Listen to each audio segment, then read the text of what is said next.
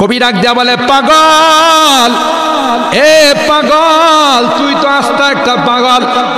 তোর গাছের ঢালের মধ্যে পাখিগুলোরই দেখিস না, তোর ঘরের মুরুগরে তুই দেখিস না। ভোর রাত্রে হইলে ওই মুরুগটা আর ঘুমায় না, মুরুগটা আমার আল্লাহরে ডাকে সুবহুন কুদ্দুস। মোরগ বাগ দেয় না, আল্লাহ কগ ওই মোরগটা তো আমারে বলে সুবহুন কুদ্দুস।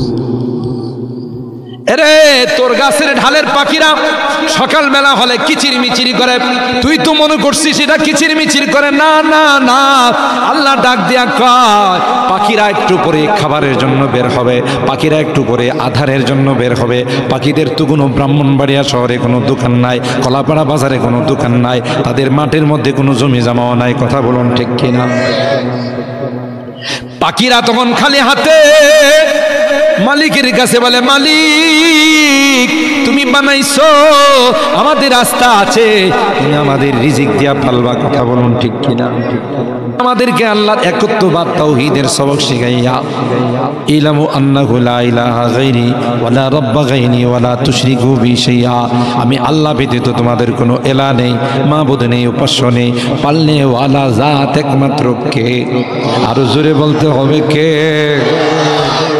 3 নম্বর হলো আমার সঙ্গে কাউকে শরীক করবা না। বান্দা বানাইছি আমি রিজিক দিয়ে, আমি অক্সিজেন দিয়ে, আমি সূর্য চন্দ্রের আলো দিয়ে, আমি আল্লাহ। জোরে বলুন ঠিক কিনা?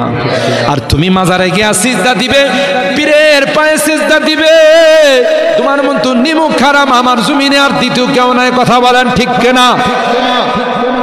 এ মূর্তি পূজক, এ দেবতারে যারা পূজা করো, আল্লাহ ডাক দেয়া কয় তোর মেমোরি থেকে আমি আল্লাহ পুষ শক্তি দেয় নাই, যারে তোমার নিজের হাতে বানাইলা। ঠিক না? দেবতা নিজেরা বানায় না, দুর্গা মা, কালী মা, আরো যত মা আছে নিজেরাই বানায়, নিজেরাই লক্ষ্মী মা আরো যা আছে সব নিজেরাই নিজেরাই বানাইয়া আবার পূজা পাঠ করার পর রাখে না, নদীতে ফেলায়। তখন মূর্তি আর দেবতা কান্দে আর কই কি অপরাধ করলাম? কই তোদের বানানোর সময় তুই কইছি 1 বছর হায়াত, বেশি হায়াত পাবি না। কথা কয় না? ঠিক কিনা বলে?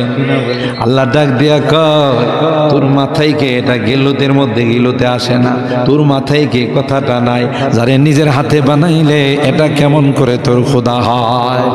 কথা বলেন ঠিক কিনা?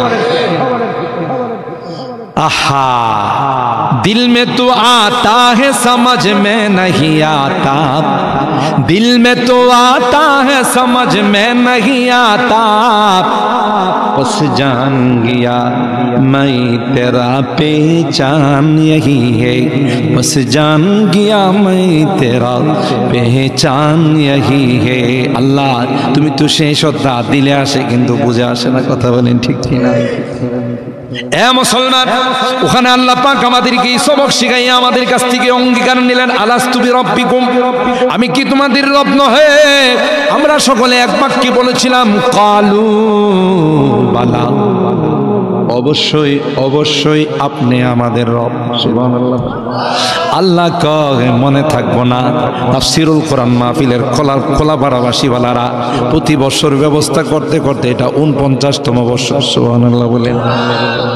কোরআনের দরস হবে, কোরআনের সবক হবে, নবী রাসূলকে প্রেরণ করব, নবী রাসূলদেরকে পাঠাইব, আসমান থেকে আসমানি কিতাব নাযিল করব, এগুলো ওই রূহের সবকটা মনে করাই দেওয়ার জন্য। সুবহানাল্লাহ। জোরে বলেন।